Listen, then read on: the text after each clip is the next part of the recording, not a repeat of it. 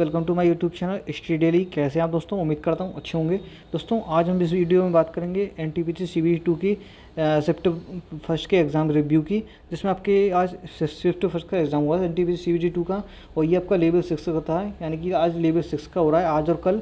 उसके बाद आपके अन्य जो लेवल के 3, 4, 3, 5 और 2 के होने वाले हैं। तो आज का जो एग्ज़ाम हुआ दोस्तों, उसके कुछ क्वेश्चंस मिले हैं। मैं आपको इंपॉर्टेंट क्वेश्चन रेफ़र कर दे रहा हूँ, आपको बता दे रहा हूँ, और इन्हीं को रिलेटेड करते हुए आगे की क्वेश्चन निश्चित रूप से बन सकते हैं। कुछ ना कुछ 10 से 20% निश्चित रूप से यही टॉपिक से क्वेश्चंस उठते हैं। तो सबसे पहले बात करेंगे दोस्तों करंट अफेयर्स की, जीएस पोर्शन में। जो कि करंट अफेयर्स बहुत बड़ा एक चैलेंज है, क्योंकि ज़्यादा आ भी रही है, और ऊपर से जो करंट अफेयर्स आ रही है वो ओल्ड आ रही है, यानी कि 2020-21 की। दोस्तों जैसा कि आप जानते हैं कि सीबीटी 2 एग्ज़ाम आपकी लास्ट ही मतलब पहले ही होने वाले थे, लेकिन लेट हो गए हैं। तो ये देखा जाए तो ये 2020 के ही, इसमें 20-21 के ही करंट अफेयर्स ज़्यादा पूछे जा रहे हैं, और अभी पूछा भी गया है। जैसे कि एक क्वेश्चन पूछा गया कि 69वां ग्रैंड मास्टर कौन बना। तो 69वां ग्रैंड मास्टर कौन बना है? तो अर्जुन कल्याणी। आप ध्यान रखना दोस्तों।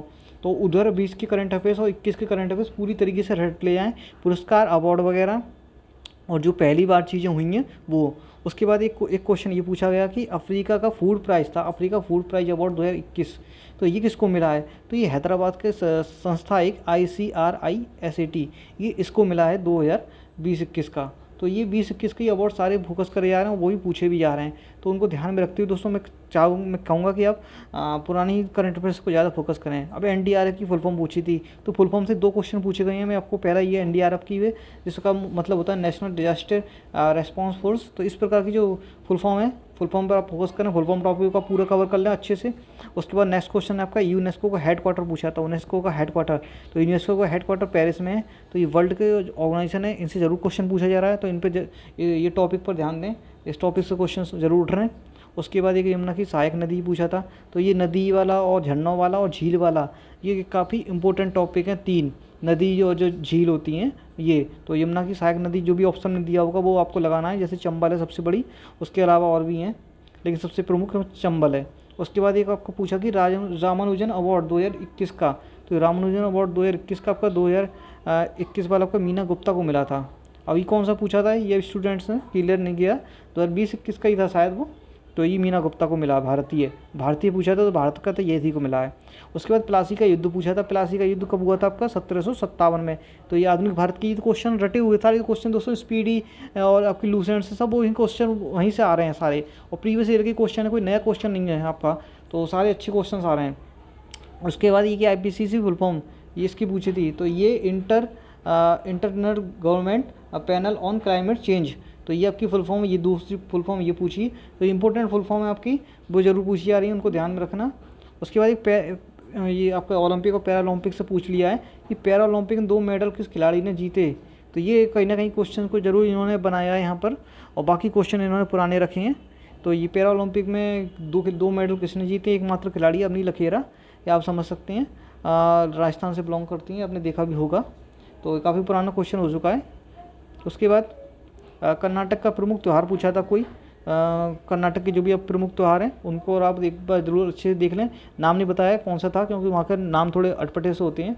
उसके बाद आर्टिकल 239 पूछा था। तो आर्टिकल इंपॉर्टेंट वाले जो याद होते हैं वो नहीं पूछे जा रहे हैं, जो कि नहीं याद हो पाते हैं वो वाले पूछे जा रहे हैं। उसके बाद नेक्स्ट है नील नदी का वरदान। तो ये मिस्र को बोलते हैं, ये क्वेश्चन पूछा था। तो नील नदी का वरदान, तो विश्व की जो प्रमुख नदियाँ हैं उनसे संबंधित जो फैक्ट हैं, जो आपके स्टडी जीके के, वो जरूर याद करें। उसके बाद केमिस्ट्री से एक यह बताया स्टूडेंट्स ने कि एटॉमिक नंबर 30 पूछा था, ये किसका है? तो यहाँ का जिंक का है, जिंक का एटॉमिक नंबर 30। फिर बोडो भाषा पूछी थी, किस राज्य की बोली जाती है? तो बोडो भाषा असम में बोली जाती है, और बोडो जनजाति भी है असम की। तो ये जनजाति और भाषा है, ये किस राज्य की, टॉपिक जरूर ध्यान दें दोस्तों। आपके नंबर तभी बढ़ेंगे जब आप इन टॉपिक्स पर जाएंगे, टॉपिक्स को फॉलो करें, फोकस करें उसी को, ठीक है। फिर उसके बाद पर्यावरण परिवर्तन पुरस्कार 2020, यहाँ पर 2020 का ही पूछा है। ये सस्मिता लिंका, ये आपकी उड़ीसा की हैं, कोई वन अधिकारी शायद हैं ये। तो ये इनको मिला ये। और उसके बाद दोस्तों ये भी काफ़ी पुराना क्वेश्चन है, पूछा हुआ है माजुली द्वीप नदी, वो जो माजुली द्वीप नदी है किस पर है? माजुली द्वीप किस नदी पर है? तो ये ब्रह्मपुत्र पर है, और ये कहाँ पर है? आपका असम में है। तो ये जगह भी आप ध्यान रखना, असम में है ये, ठीक है। उसके बाद गांधी जी ने चंपारण सत्याग्रह किस सन में शुरू किया था? तो ये आपका 1917 में किया था। कहाँ पे चंपारण? आपका बिहार से, ठीक है। तो बिहार में ये शुरू किया था। उसके बाद आपका ये एक पूछा गया है जीवन प्रत्याशा सबसे अधिक किस देश की है।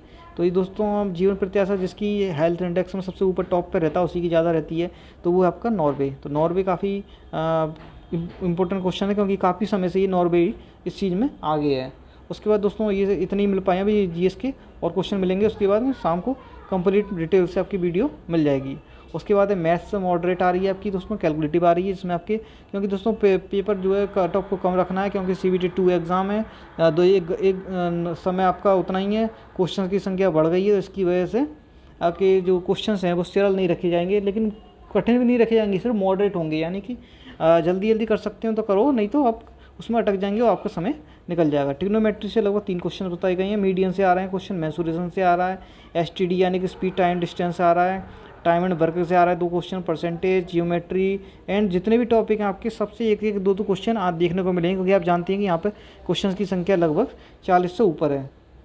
तो ये तो ऊपर नीचे होते रहते हैं, कुछ क्वेश्चन कम भी हो जाते हैं। और रीजनिंग से दोस्तों टॉपिक्स कम है लेकिन क्वेश्चन ज़्यादा आ रहे हैं, जैसे सिटिंग अरेंजमेंट से सबसे ज़्यादा क्वेश्चन आ रहे हैं 7 से 8, क्योंकि स्टूडेंट्स यहीं पर टाइम सबसे ज़्यादा कंज्यूम करता है उसका टाइम।